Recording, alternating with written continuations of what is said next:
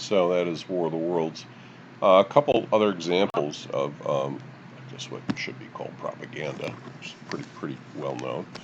This is United States as the source of, quote, propaganda, unquote, called Radio Free Europe. It was actually launched and sponsored by the Central Intelligence Agency after World War II, and the goal was to, particularly, as you can see, penetrate what was called the Iron Curtain, which is the Soviet Union.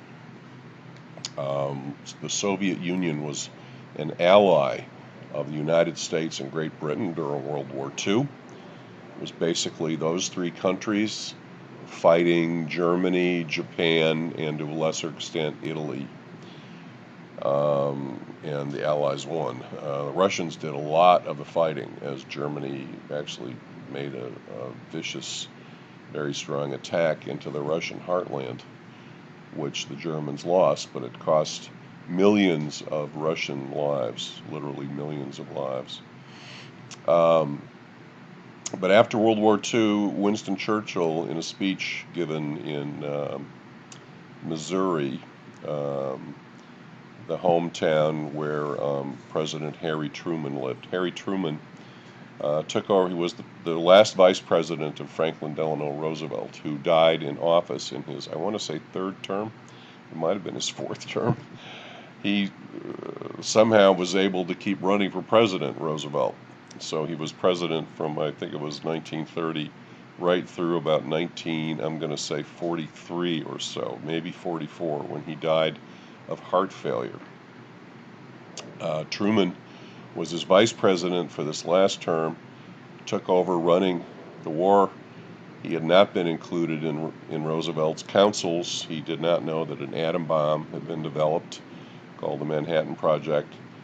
But he was the one who ended up having to make the final decision to use 2 atom bombs on Japan after Germany had surrendered.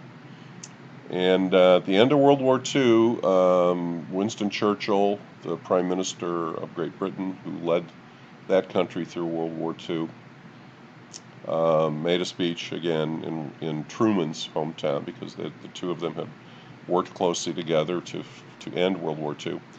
And he referred to the Soviet Union as having an iron curtain that had come down all around it, blocking communications in and communications out, and it became even more a totalitarian state, controlling media, etc.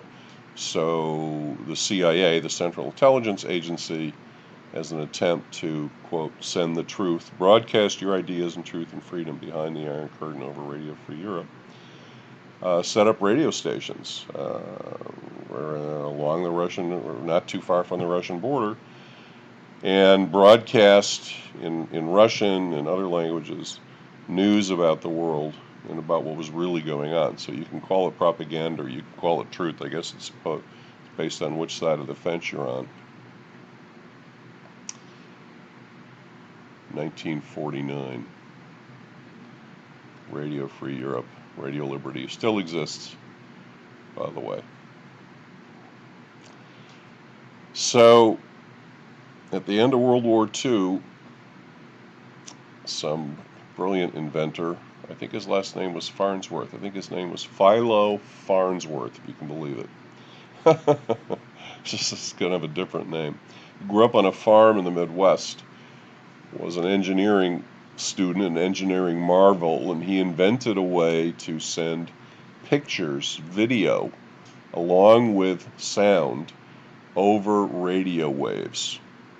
And then, just as with the radio, we know, a receiver would pick up the signals and then translate them from being on the radio wave to pictures and sounds. So there were no cable TV then. It was broadcast TV, and you had an antenna on the TV itself, or even on your roof in later days. So the family could gather around the old tube and watch black and white TV to begin with after dinner.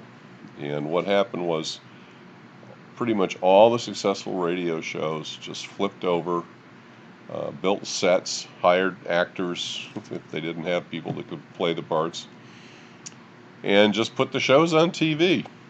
And it kind of took the legs out from the radio business, frankly. National advertisers who were running their soap ads and one thing or another, automobile ads on radio, just put them on TV because television is ultimately the most persuasive medium. It's got sight, sound, and motion. So here's where I'm going to play a song called